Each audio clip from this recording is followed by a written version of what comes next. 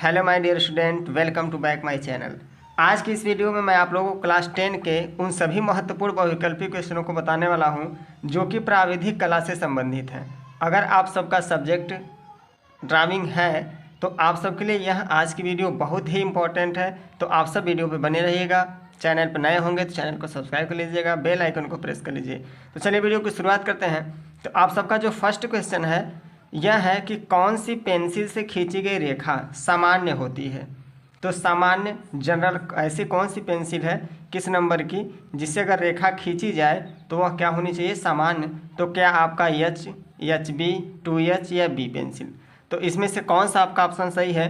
तो मैं बात करता हूँ कि ऑप्शन नंबर बी की ओर। तो आपका HB पेंसिल जो होती है उससे जो खींची गई रेखा होती है वो सामान्य होती है। ठीक है।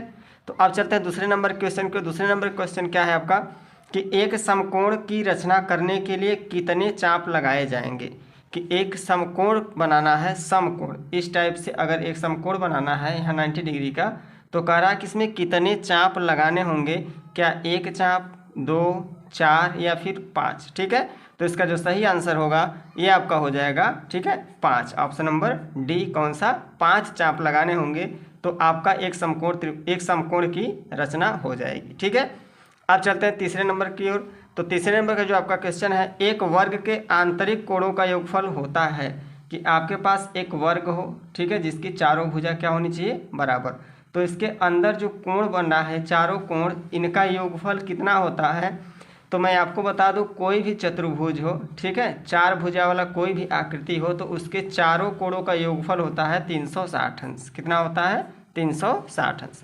तो ऑप्शन था 180, 360, 270 और 320। तो इसका सही आंसर हो जाएगा 360 अंश। ठीक है। अब जो आपका चौथे नंबर क्वेश्चन है बहुत ही इंपॉर्टेंट क्वेश्चन है, ये बोर्ड एग्जाम में जरूर से जरूर आता है। 1 मीटर में कितने सेंटीमीटर होते हैं। तो ऑलरेडी तो सबको पता होना चाहिए कि 1 मीटर में कितने सेंटीमीटर होते हैं। तो आपका जो सही आंसर हो जाएगा वो हो जाएगा 100 सेंटीमीटर। ठीक है। अब क्वेश्चन नंबर जो आपका 5 है, किस नंबर की पेंसिल से खींची गई रेखा डार्क होती है। डार्क मतलब गहरी होती है। ठीक है। हाई लाइट उसमें आएगा, इसको खींचेंगे तो ठीक है वो क्या होगी, थोड़ी सी गहरी दिखाई देगी, डार्क दिखाई देगी। ठीक है। तो किस नंबर की पेंसिल से खींची गई रेखा डार्क होती है। तो क्या 2H, 2B, 4H या फिर H।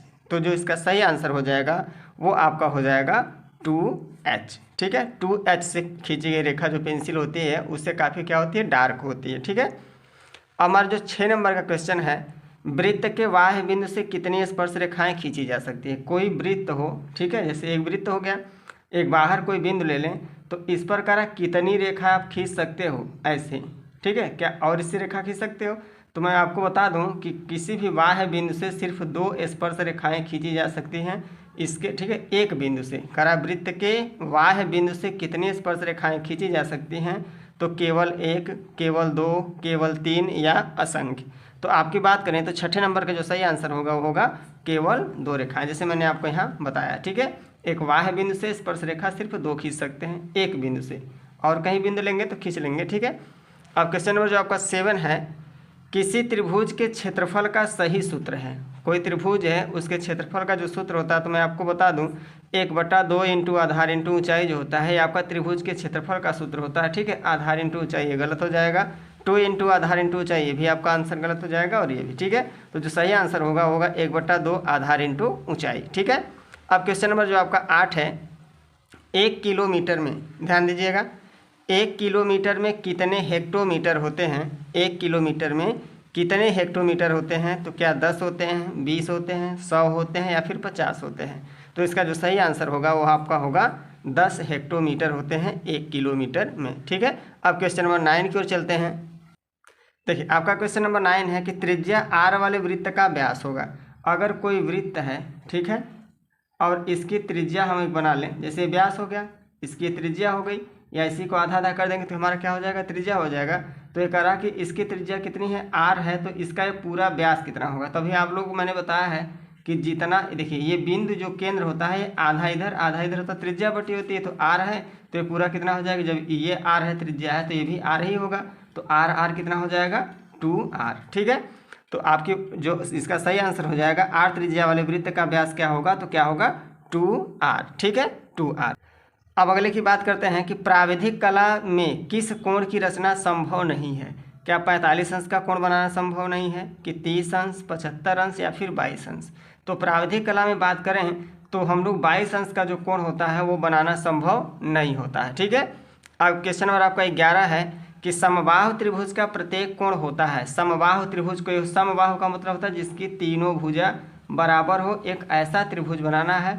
अब ये कह रहा है इसका प्रत्येक कोण ये कितने कितने अंश का होता है।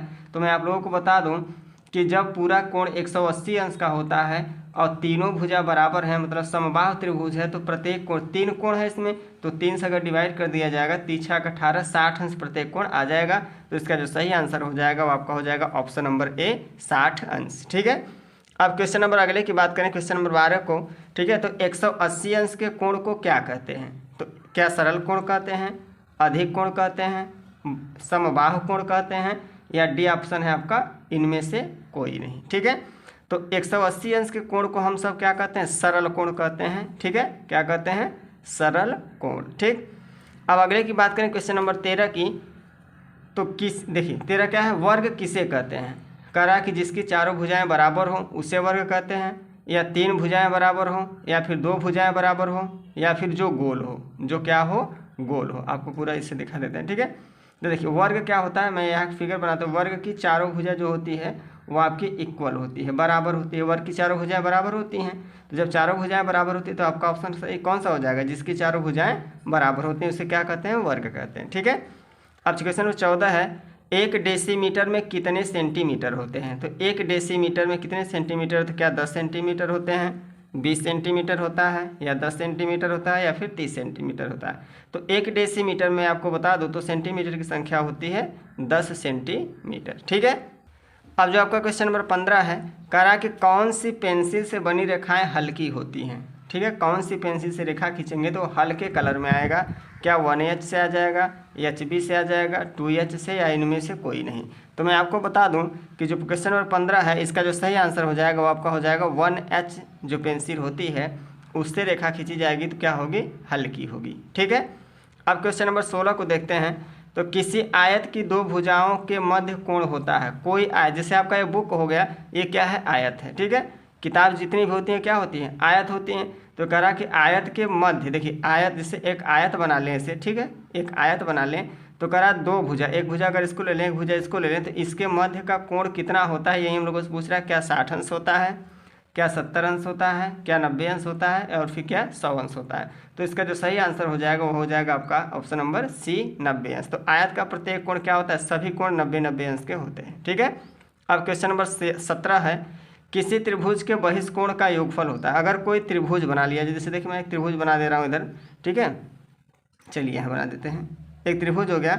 अगर इस त्रिभुज की किसी भी एक भुजा को उसके आगे तरफ बढ़ाया जाए तो जो बाहर कोण बन रहा है यही कोण की बात कर रहा है कि किसी त्रिभुज के बहिष्कोणों का योगफल कितना होता है। तो अगर इस भुजा को आगे बढ़ा दें तो यहाँ कोण बनेगा, इस भुजा को आगे बढ़ा दें तो यहाँ कोण बनेगा। तो ये कह रहा है बहिष्कोणों के योगफल कितना होता है। तो क्या 3 समकोण होता है, कह रहा 5 समकोण होता है, या फिर 4, या फिर 6। तो किसी त्रिभुज के जो बहिष्कोणों का योगफल होता है, मैं आपको बता दूं वो होता है 3 समकोण के बराबर। किसके, 3 समकोण के बराबर होता है। ठीक है। अब जो क्वेश्चन नंबर आपका 18 है, निम्न में से कौन सा आकार त्रिभुजाकार है। त्रिभुज हम लोगों को छाटना है, किसमें से कौन सा त्रिभुज है। तो त्रिभुज में 3 भुजाएं होती है, तो आपका ऑप्शन हो जाएगा ऑप्शन नंबर ए। ठीक है। अब क्वेश्चन नंबर 19 की बात करें तो आपका जो क्वेश्चन 19 है, संपूर्ण कोण होता है। क्या 60 अंश होता है, 45 अंश होता है, 360 अंश, या फिर 90 अंश। तो संपूर्ण कोण कितना होता है दोस्तों, 360 अंश। ठीक है। किसी त्रिभुज में कितने अधिक कोण संभव हैं। कोई त्रिभुज है तो उसमें कितने अधिक कोण संभव हैं, क्या 1, 2, 3, या निश्चित नहीं। ठीक है।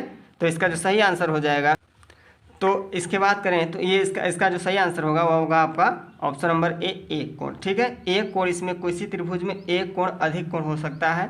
ठीक है। तो इसका जो सही जवाब होगा आपका होगा ए। तो आप सबको वीडियो कैसी लगी है कमेंट बॉक्स में एक प्यारा सा कमेंट जरूर करिएगा। अगर चैनल पर नए होंगे तो उसको सब्सक्राइब कर लीजिएगा, लाइक कर दीजिएगा, बेल आइकन को प्रेस कर लीजिएगा। मिलते हैं अगली वीडियो में नए वीडियो के साथ, तब तक के लिए जय हिंद, वंदे मातरम।